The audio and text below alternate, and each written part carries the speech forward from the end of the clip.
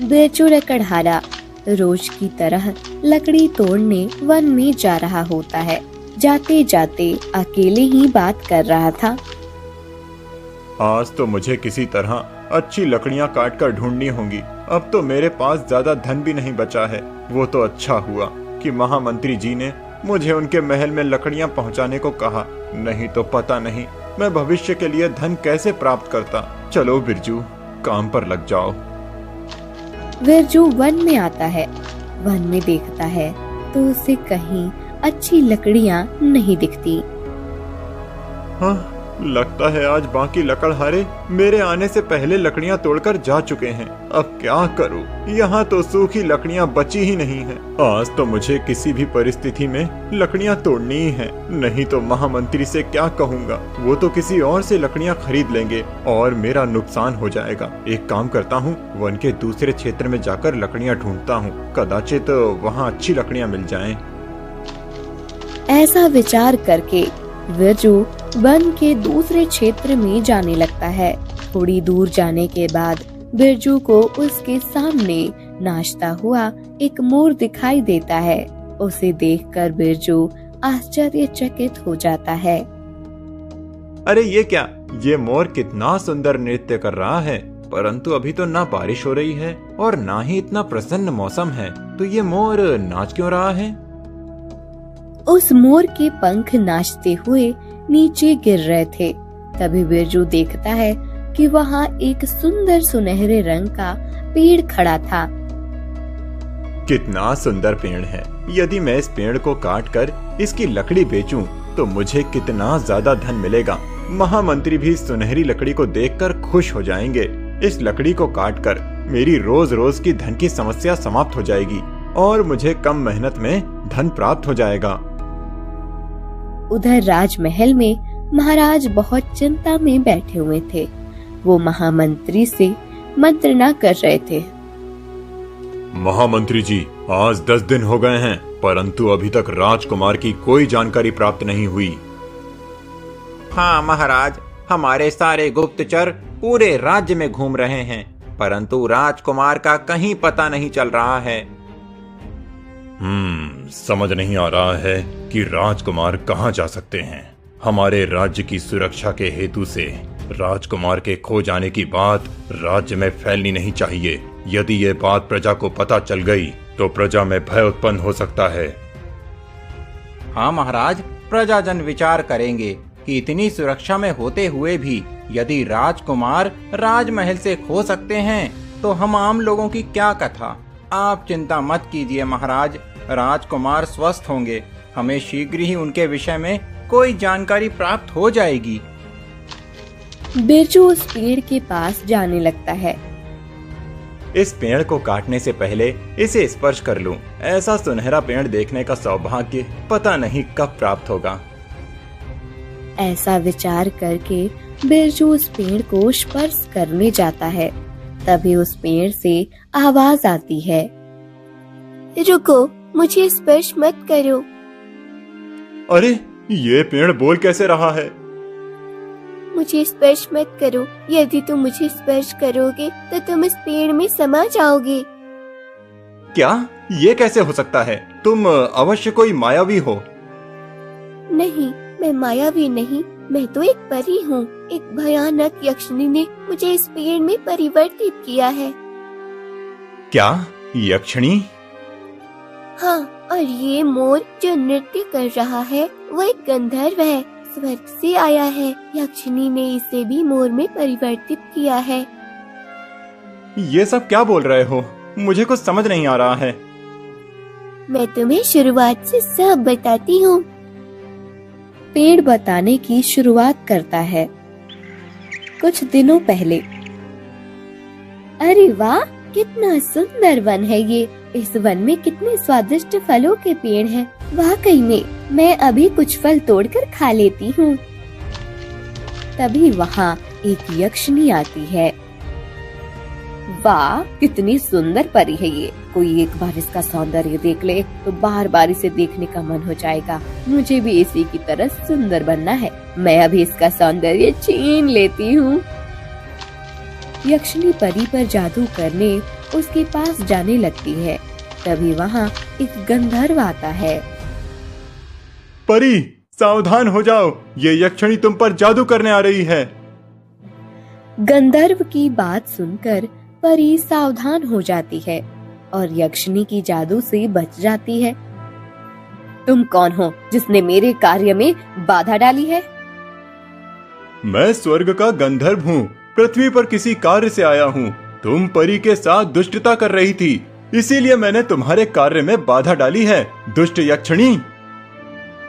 एक गंधर्व जिसका कार्य गायन और नृत्य करना है, वो मेरा अपमान कर रहा है। तुम्हें इस बात का दंड मिलना ही चाहिए, परंतु तुमसे पहले मैं इस परी को दंड दूंगी।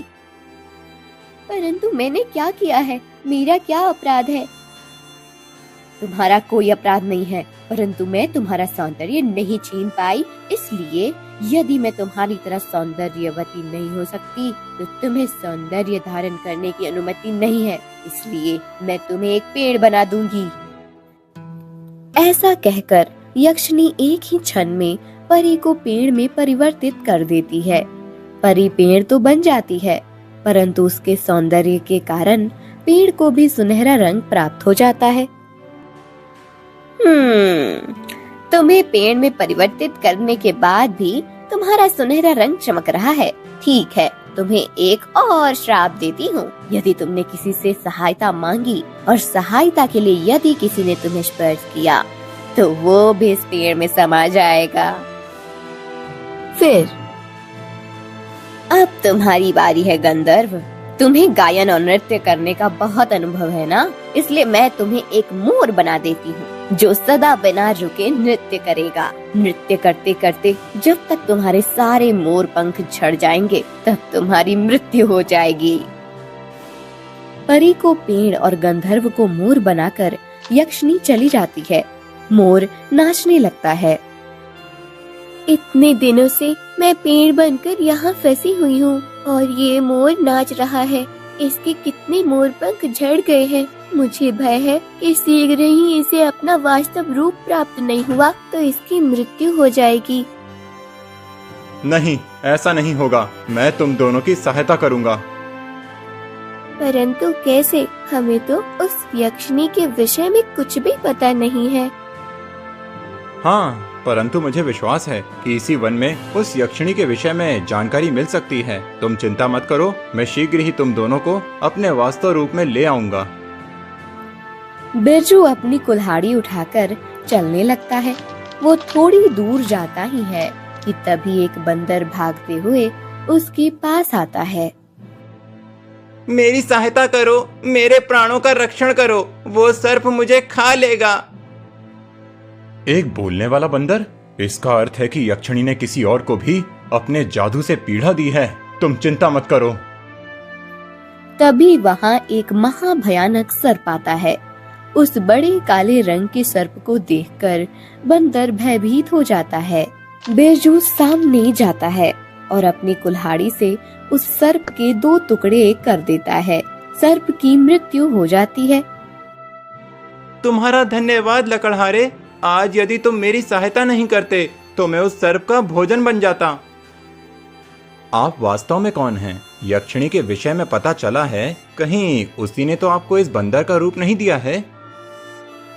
हाँ, तुमने सही पहचाना लकड़हारे। मैं इस राज्य का राजकुमार अनुराग हूँ। उस दिन मैं शिकार के लिए वन में आया था, तब इस यक्षिणी ने मुझे देखा और मुझसे विवाह करने की इच्छा प्रकट की। मैंने उससे विवाह करने के लिए ना कहा, तब उसने मुझे बंदर बना दिया। मैं अब इस वन में फंस गया हूँ। यदि मैंने इस वन का त्याग किया तो वन के बाहर जाते ही मेरी मृत्यु हो जाएगी। इसीलिए मैं इतने दिनों से वन में रहकर सहायता की प्रतीक्षा कर रहा हूँ। परंतु ये सर्प आपका शिकार क्यों करना चाहता था? ये सर्प उस दुष्ट यक्षिणी का है। उसे किसी का भय नहीं है। उसने वन के कई प्राणियों को अपना भोजन बनाया है। आप चिंता मत कीजिए राजकुमार, मैं आपकी सहायता करूंगा। शीघ्र ही आप अपने वास्तव रूप में आएंगे। बिरजू वन से बाहर आता है। वो राजमहल में जाता है और महाराज, महाराज!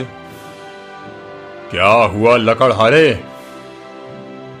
महाराज, राजकुमार के विषय में मुझे आपको कुछ बताना है। क्या? राजकुमार के विषय में? परंतु तुम्हें राजकुमार के विषय में क्या पता है? महाराज, राजकुमार अनुराग वन में एक बंदर बनकर बंदी बन गए हैं। वो उस वन का त्याग नहीं कर सकते। ये क्या बोल रहे हो? बिरजू, ये क्या प्रलाप कर रहे हो तुम? राजकुमार और बंदर बने हैं? मैं प्रलाप नहीं कर रहा हूँ महामंत्री जी। मैं आज आपके लिए वन में लकड़ियां तोड़ने गया था, तब मुझे एक बोलने वाला पेड़ मिला। वहीं एक मोर लगातार नाच रहा था। पेड़ ने मुझसे कहा कि एक यक्षिणी ने उनकी ऐसी दशा की है। मैं आपको ये जानकारी देने आ रहा था कि तभी मुझे एक बंदर मिला जिसे एक बड़ा सा सर्प खाने आ रहा था। मैंने उस सर्प के टुकड़े टुकड़े कर दिए। तभी बंदर ने मुझे बताया कि वो राजकुमार है। यदि ऐसी बात है तो मैं अभी जाकर उस यक्षिणी को मृत्यु देकर अपने पुत्र और बाकी सबको उसके जादू से मुक्त करता हूँ। नहीं महाराज, मैं जाता हूँ और पहले उस यक्षिणी के विषय में और जानकारी प्राप्त करता हूँ। उसके पास मायावी शक्तियां हैं। हमें सावधानी से काम करना चाहिए। तभी वहाँ महाराज के गुरुदेव आते हैं।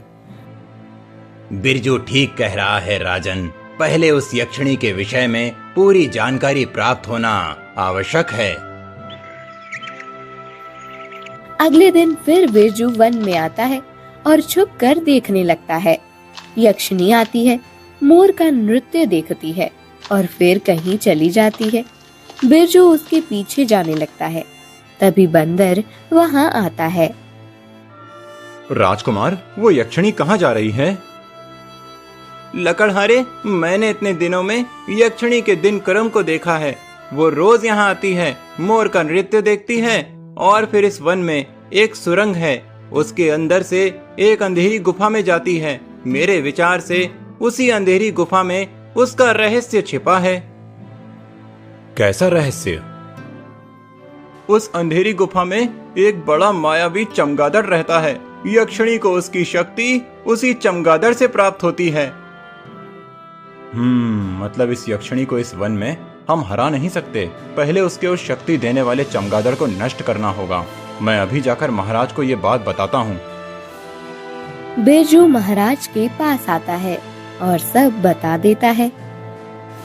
बिरजू, तुम ही उस यक्षिणी को पराजित कर सकते हो।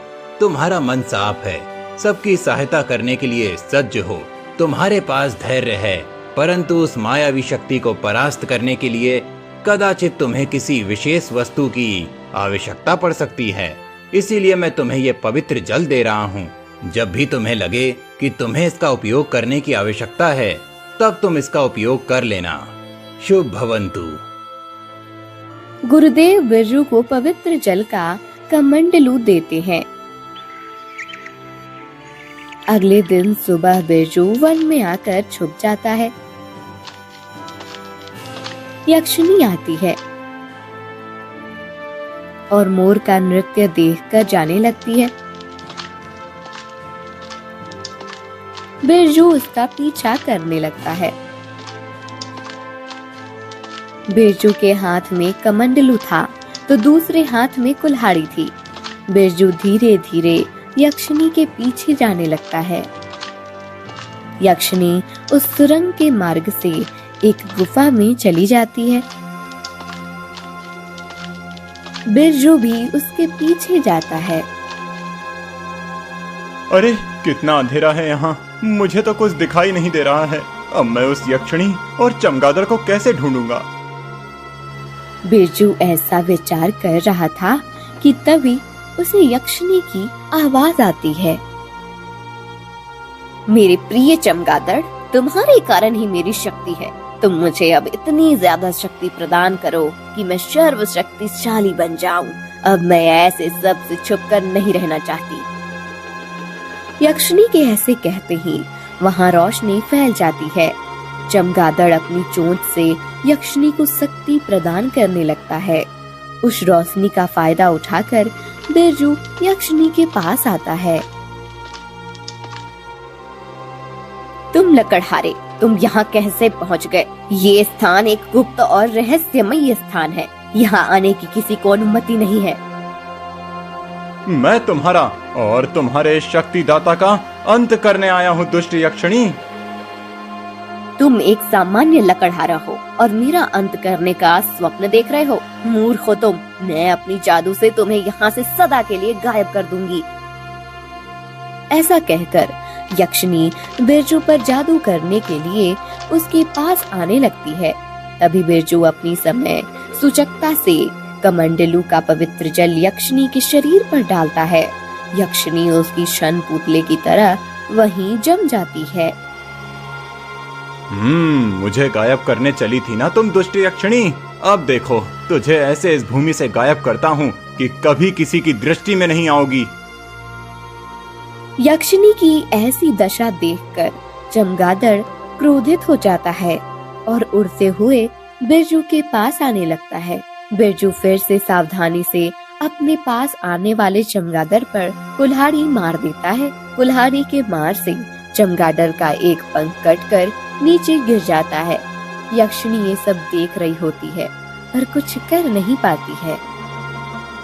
देख यक्षिणी, अपने शक्ति स्रोत चमगादड़ की अवस्था देख। तू अपनी जगह से नहीं हिल सकती, परंतु सब कुछ देख सकती है।